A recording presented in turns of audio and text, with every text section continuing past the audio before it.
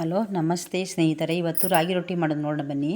ಒಂದು 1/4 kg ರಾಗಿ ಹಿಟ್ಟಿಗೆ ಒಂದು 2 ಇಳಿಯಷ್ಟು ಗೋಧಿ ಹಿಟ್ಟನ್ನು ಹಾಕಿ ಕಲಸಿಟ್ಟಿದ್ದೇನೆ. ಇದಕ್ಕೆ ಈರುಳ್ಳಿ, ಕೊತ್ತಂಬರಿ ಸೊಪ್ಪು, ಹಸಿಮೆಣಸಿನ್ಕಾಯಿ, ಒಂದು ಸ್ವಲ್ಪ ಜೀರಿಗೆ, ಉಪ್ಪು ಹಾಕಿ ಎಲ್ಲವನ್ನು ನೀಟಾಗಿ ಈ ರೀತಿ ಮಿಕ್ಸ್ ಮಾಡಿಕೊಳ್ಳೋಣ.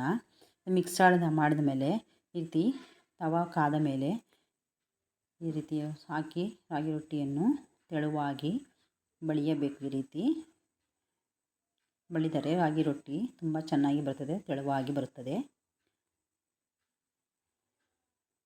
ನನ್ನ ಚಾನಲ್ಗೆ ಸಬ್ಸ್ಕ್ರೈಬ್ ಮಾಡಿ, ಲೈಕ್ ಮಾಡಿ. ನೋಡಿ, ನೀಟಾಗಿ ಈ ರೀತಿ ತೆಳುವಾಗಿ ಬೆಳೆದರೆ ನೋಡಿ ರಾಗಿ ರೊಟ್ಟಿ ಎಷ್ಟು ಚೆನ್ನಾಗಿದೆ ಎಂದು. ಇದು ಚಳಿಗಾಲಕ್ಕೆ ಏಳಿ ಮಾಡಿಸಿದಂಥ ತಿಂಡಿಯಾಗಿರುತ್ತದೆ.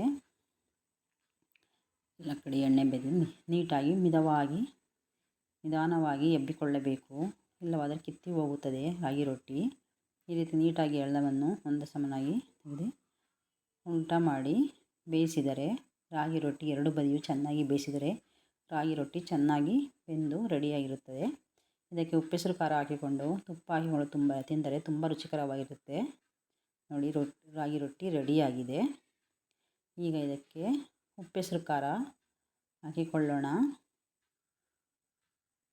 ನೋಡಿ ನೀಟಾಗಿ ಎಷ್ಟು ತೆಳುವಾಗಿ ರಾಗಿ ರೊಟ್ಟಿ ಬಂದಿದೆ ಎಂದು. ಚಳಿಗಾಲಕ್ಕೆ ಏಳಿ ಮಾಡಿಸಿದಂಥ ತಿಂಡಿಯಾಗಿದೆ ಇದು. ಉಪ್ಪೆಸರು ಖಾರ ಹಾಕಿಕೊಂಡು ಸ್ವಲ್ಪ ತುಪ್ಪ ಹಾಕಿಕೊಂಡು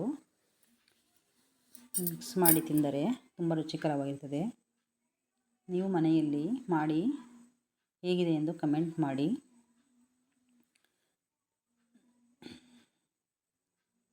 ರಾಗಿ ರೊಟ್ಟಿ, ಉಪ್ಪೆಸರು ಖಾರ, ತುಪ್ಪ ಸೂಪರ್ ಕಾಂಬಿನೇಷನ್ನು. ಈ ರೀತಿ ಮಾಡಿಕೊಂಡು ನೀವು ಚಳಿಗಾಲದಲ್ಲಿ ತಿಂದರೆ ತುಂಬ ರುಚಿಕರವಾಗಿರುತ್ತೆ. ಬಿಸಿ ಬಿಸಿ ರೊಟ್ಟಿಗೆ ತುಪ್ಪ ಹಾಕ್ಕೊಂಡು ತಿಂದರೆ ತುಂಬ ಚೆನ್ನಾಗಿರುತ್ತದೆ.